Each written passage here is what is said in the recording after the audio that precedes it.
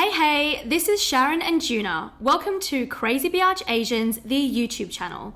The following audio was recorded for podcast purposes, so there are no visuals for this YouTube video. Feel free to put down that phone, go for a walk, cook some food and listen to us chatter for the next little while. If for some reason you don't want to listen on the YouTube platform, you can find us on Spotify and Apple Podcasts. Now, on to the ep. Hey, welcome to Crazy Biatch Asians. This is a podcast where we discuss the issues Asians can face in the Western world with a critical mind, a bit of healthy debate, and lots of tea. Hosted by Sydney-based digital marketer Sharon Jiang and journalist Juna Zhu. Coming up on today's episode, we discuss one of the biggest concerns and questions when it comes to dating and finding love as an Asian, especially living in a Western society: Asian fetish.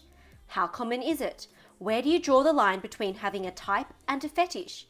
Basically, we try to answer all of our and your burning questions about this controversial topic.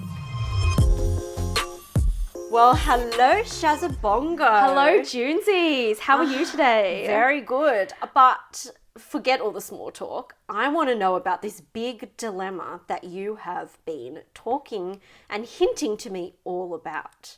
So I was on a dating app, just casually swiping away, and I got a message from a random guy, and without even introducing himself, he said, "Hey, I'm really into Asians." I feel like this is very timely because it falls straight into today's topic, which is Asian fetish. Oh. So, Yeah. what is the first thing that pops into your head when I mention Asian fetish? First thing on the top of my head, without even thinking about it, the word exotic, a little bit of creepiness, and lots of racial generalizations. That's the first thing, without even diving into anything substantial. Yeah. What about you? I think exotic nails it on the head. Or oriental. Oriental. Okay, but that is just our view. Now, according to Urban Dictionary, the definition of Asian fetish, also known as yellow fever, rice kings, rice lovers, and rice chasers, which I've never heard before, but let's roll with that, is the following. So it refers to the strong attraction to Asians, most prevalent in Caucasian males. Although Asian girls have A's in more than just grades, what they lack in boobs, they make up for in beauty. And I can actually testify to the boob part. Only the boob part, though. Usually exotic and petite. Guys don't necessarily feel superior, but more masculine around them. That word again, exotic. Exotic. I mean, that's in the Urban Dictionary Yes. definition. To add to this, I got a quote from Robin Zeng in a Journal of American Philosophical Association paper. And they said, racial fetish, that is, a person's exclusive or near exclusive preference for sexual intimacy with others belonging to a specific racial outgroup. I think the hardest thing to wrap my head around with this is, where do you actually draw the line between having a type and a fetish? I think it's important to point out the differences between just having a sexual preference and actually having Asian fetish. I think it's problematic when your racial preferences towards Asians are only centered on racial stereotypes like submissiveness, which we will talk about, instead of treating the other person as a human. So if you're going into an interaction already assuming that they're going to be A, B, and C, then I think that's a problem. Yes. So Patricia Park wrote in her article for Bitch Media that and I quote, "To fetishize something is to objectify it to the point that it becomes divorced from the person herself." So I think Asian fetish is concerning if you're already going into a conversation or an interaction with an Asian with these preconceived notions of A, B, and C, racial generalizations, basically.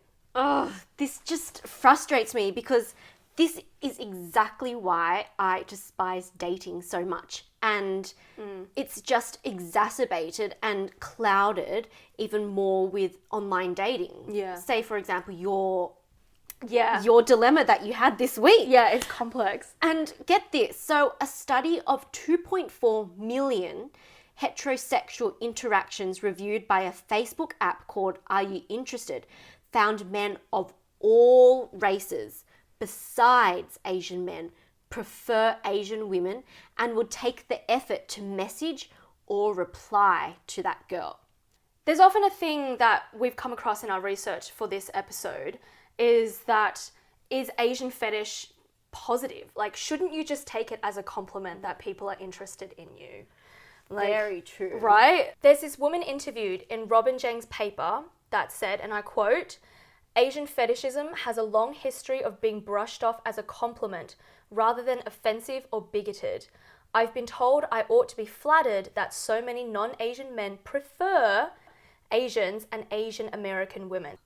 So my question to you is, would you be flattered?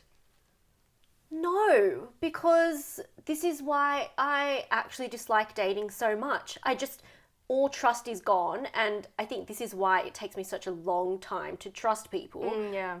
Do they actually like you for your personality and who you are, or just because you have black hair and you're 166 centimeters? Yeah, and you're submissive and you'll cook and you'll clean and Yes. you'll do everything. And my skin looks like paper, so. Yes, which is kind of the rhetoric that we've come across during our research.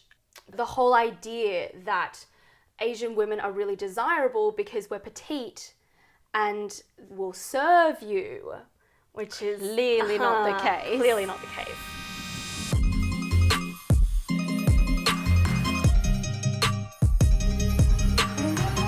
I find with Asian fetish, often these racial generalizations are formed without much exposure to the race.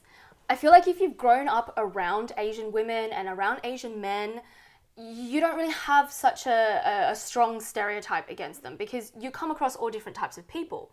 So, for example, when I was on exchange in France, I was in a small south of France town, very beautiful, nothing against this town, but I was at the gym once and this lady came up to me and she said, would you be interested in dating my son?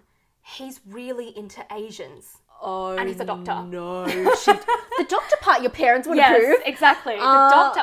Tell me more about that. No, but she was saying it on behalf of her son, which meant she knows that her son has a preference. That's kind of awkward. Yeah, exactly. Awkward. I just have goosebumps now. Yeah, exactly. And I didn't know what to say to that. I don't think it's malicious, but it's a little icky.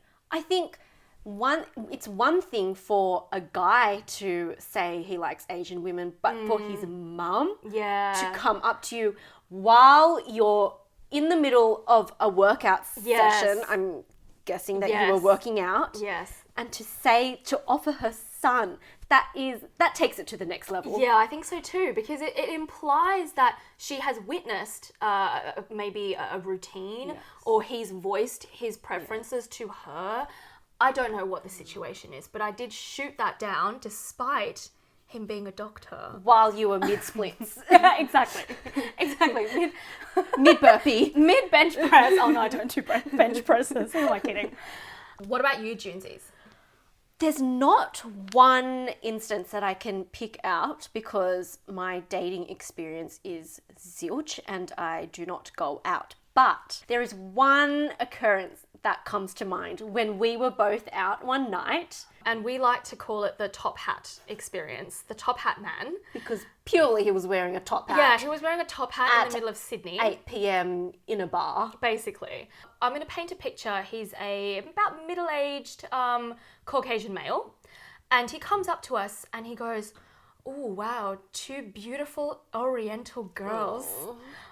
That word again, Oriental. And I said to him, sir, we actually don't use that word anymore, so it'd be great if you take it out of your vocabulary. The look on Sharon's face when Oriental came out of Top Hat's man was priceless. But it's often the thing where it's like, again, it's not malicious, but it's icky. It is. And I think that's how I feel about Asian fetish. It's not the worst thing to happen to somebody, but it's a little creepy. It is. And it makes you feel a little strange. We are not saying every single guy has Asian fetish, but then you come across these kinds of people and you're like, wow, it does still exist in Australia. Absolutely. So let's say you're out on a date with someone, or you're messaging them, or you've just matched on a dating app. What are some red flags that they may have Asian fetish? Oh, I love this. Red flags. Yes. Let's discuss. So I did my little research, and an Elite Daily article summed it up on how to spot a guy with yellow fever into 6 points. And get this, it was written by someone who was married to a guy with yellow fever. Oh, wow. Okay. She's really exposing Exactly. this then. Okay, number 1. He is the token white guy in a group of Asians. Number 2. He initiates conversations in an Asian language. Number 3. His dream is to live in Asia. Number 4. He watches Asian porn. Number 5. He suffers from masculinity issues. So the stereotype of the Asian girl is that she's soft and submissive, cooks and cleans, as we've discussed. And so he feels comfortable around that person. Mm-hmm. And number 6, he's dated other Asians and only Asians. And I think that's why social media stalking comes into handy in these types of situations. I'm not saying that someone who has one or a few of these qualities has Asian fetish, but just generally speaking, I'm going to say if they tick off maybe 4 to 6 of these, you should investigate and put your stalking to Put the your test. FBI hat on. Exactly. And investigate. Bring out the badge. Well, okay, this list is actually pretty interesting, but I think a lot of the points here are quite blanket statements. Like, he's a token white guy in a group of Asians. A big whoop. Yeah, I mean, your friends are Asian. Who cares? Like, it's, you know, we don't want to vilify people for choosing who they're friends. Like, it's fine. Like, he initiates conversations in an Asian language. That's interesting. And I personally hate that because that involves him guessing what Asian, in inverted commas, you are. Most likely he'll say ni hao, but if you're not Chinese, how does that go down? Not great. Yeah, I think these points are quite generalized, and I agree with you. It's not just because you have one, then you have Asian fetish.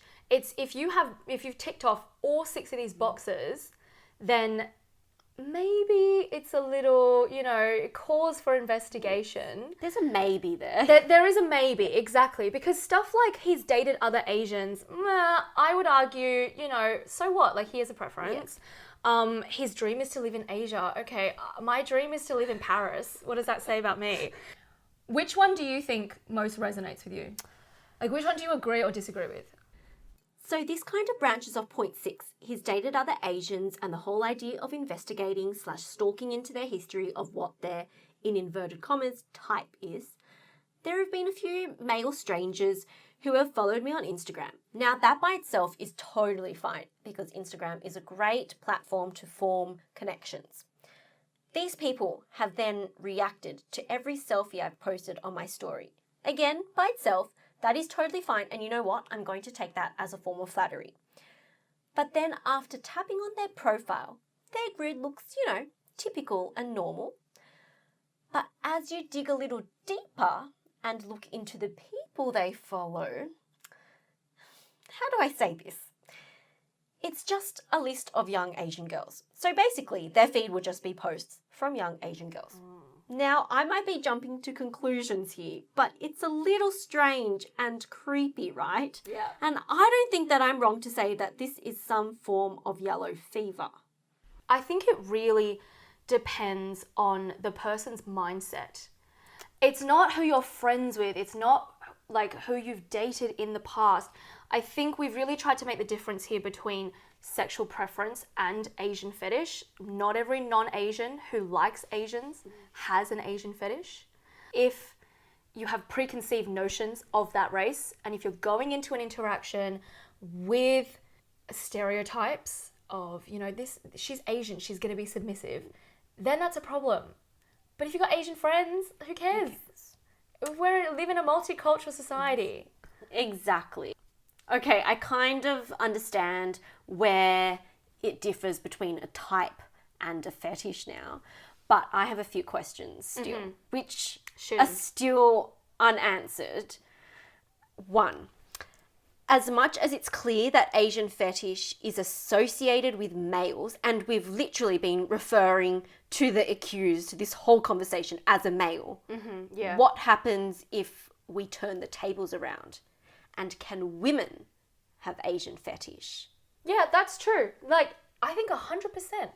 100%. And let's even out the genders here. It's Exactly. It's not just against males, No, both. yeah, Any gender. Let's go both ways. Yeah, any gender, 100%. Like, I think you're right. Throughout this episode, we've been saying males, because everything in the sort of research that we've done, Urban Dictionary even points out it's a male thing. Yeah, it can 100% be a female All thing. research papers just pointed to males, but Yeah. I'm pretty sure there are few, far and many women who 100%. have yeah. Asian fetish. 100%. Yeah. So I that's want to true. know, how common is it? And what is it like as a woman to have a thing for Asian men? Yeah, because that's interesting. Everything we've read is about Asian women being submissive, being soft, having really porcelain skin, being petite. Those are traits associated with Asian women. They're not traits associated with Asian men. No. So then how would you fetishize an Asian man? Exactly. What are the qualities Yeah. that attract? Exactly. Second question. Can you overcome a fetish? Yeah, I think so, 100%. Yeah. I feel like too. 100%. I feel like as I've grown older, my types have kind of broadened. Yeah. So I feel like someone can overcome a fetish. Yeah, 100%. Again, it's the mindset, It's fine if you have a sexual preference, you like Asian women, that's fine. But if you like Asian women because of racial stereotypes and you expect her to be submissive and just cook and clean, that's not okay. Is a no-go. We'd really like to open up the convo to you guys. We want to know your personal anecdotes. So you can email us at crazybiatchasians@gmail.com or Slide into the DMs at Crazy Biatch Asians. we just want to flag one more thing, that our convo is from a very, very much an East Asian perspective. So if you're any other race from the Asian umbrella, we'd love to hear it. We don't want to speak for you guys. You can share your thoughts on Insta or through email. We do prefer the Insta. We will be on the Insta every day, checking our DMs. But please answer my questions, because I am actually genuinely curious about this, and Google won't give me an answer. And that's it for our official first episode. Woohoo! We will post all the links to the articles and studies that we've referenced in the episode description below. Please subscribe to Crazy Biatch Asians on your favourite podcast app, and if you got a sec, rate and review us on Apple Podcasts so we can keep going. See you all on the Instagram at crazybiatchasians for, not gonna lie, the best Asian memes. Literally. Thanks for listening, and chat soon.